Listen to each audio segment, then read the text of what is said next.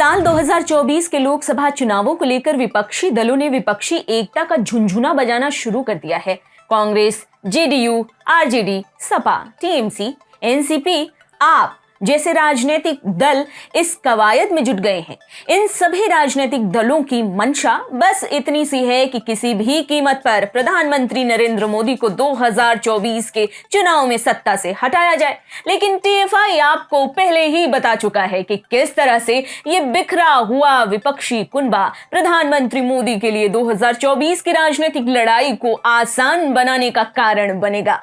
भले ही विपक्ष बिखरा हो, लेकिन जिन राज्यों में बीजेपी के सामने 2 से ज्यादा राजनीतिक दलों का चक्रव्यूह है, वहां पार्टी ने अपनी चुनावी प्लानिंग शुरू कर दी है और मैदान पर बीजेपी के राजनीतिक चाणक्य यानी गृह मंत्री अमित शाह उतर चुके हैं। नमस्कार, आप देख रहे हैं टीएफआई, जो है देश का सबसे विश्वसनीय ऑल्टरनेट न्यूज मीडिया पोर्टल। मैं पद्माश्री शुभम आपको बताऊंगी कि कैसे अमित शाह लोकसभा चुनाव 2024 के लिए बिहार में उत्तर प्रदेश 2014 की पुनरावृत्ति करने जा रहे हैं। आगे बढ़ेंगे, लेकिन उससे पहले अगर आपको हमारा काम और हमारे विचार पसंद आ रहे हैं तो हमारे वीडियो को लाइक करें और हमारे चैनल को सब्सक्राइब कर लें।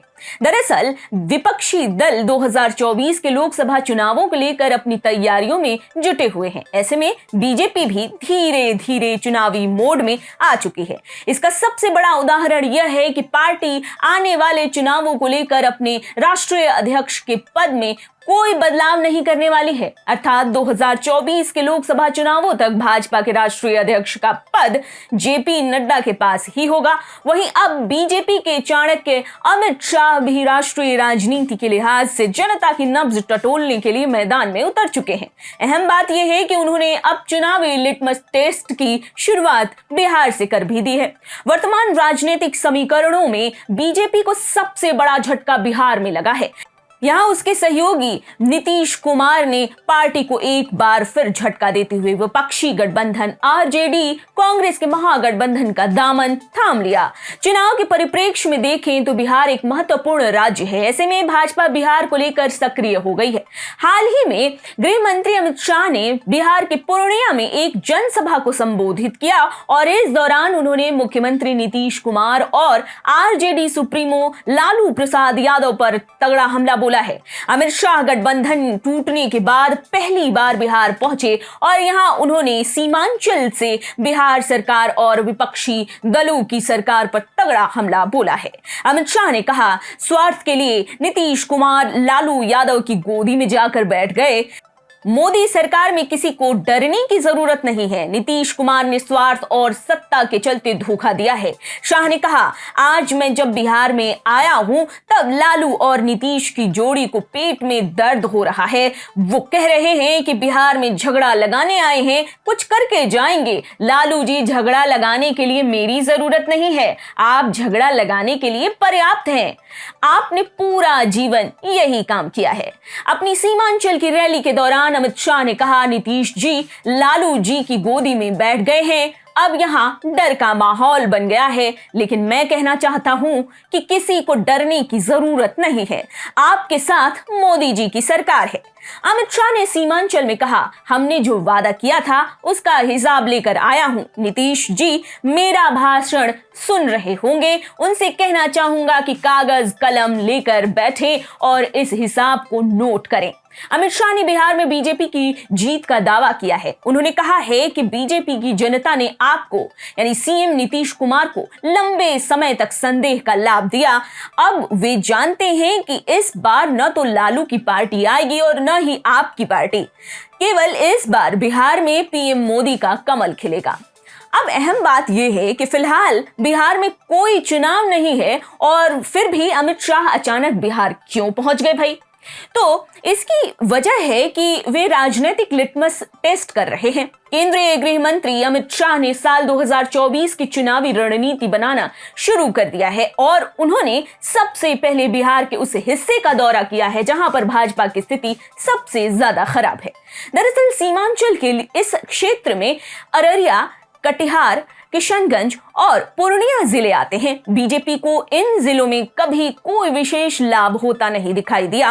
पार्टी की स्थिति यहाँ निम्न स्तर की रही है। अहम बात यह है कि सीमांचल क्षेत्र में मुस्लिमों की एक बड़ी आबादी रहती है, जो कि इस क्षेत्र में चुनावी समीकरणों को सबसे अधिक प्रभावित करने के साथ ही ये निर्णय भी करती है कि किस पार्टी की विजय यहां सुनिश्चित होगी।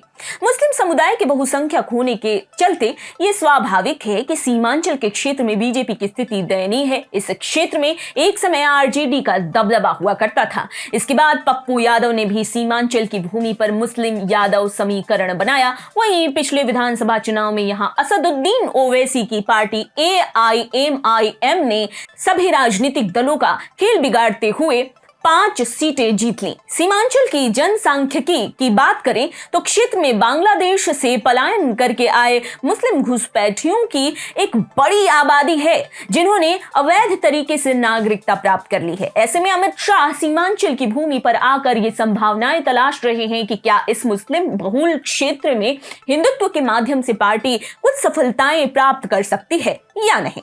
कोरोना महामारी के दौरान केंद्रीय गृह मंत्रालय यह कह चुका था कि कोरोना के बाद देश में CAA और NRC के मुद्दे पर कदम उठाए जाएंगे। ऐसे में ये माना जा रहा है कि अमित शाह सीमांचल में NRC का गणित सेट कर सकते हैं। जानकारों की माने तो अमित शाह अब जल्द ही NRC लागू करने की ओर कदम बढ़ा सकते हैं। ऐसे में ये संभावना है कि घुसपैठियों से भरी सीमांचल की इस भूमि से NRC के माध्यम से मुसलमानों की संख्या में कमी आए, जिससे इस क्षेत्र में हिंदुत्व के मुद्दे पर राजनीतिक सफलता पाई जा सके। महत्वपूर्ण बात यह है कि बिहार में JDU और RJD समेत सभी विरोधी दल भी मुस्लिम वोटों को अपने समीकरण में अवश्य रखते हैं, जिसके चलते ये माना जा रहा है कि यदि NRC लागू होता है तो उसका लाभ न केवल सीमांचल बल्कि पूरे बिहार में बीजेपी के हिस्से आ सकता है।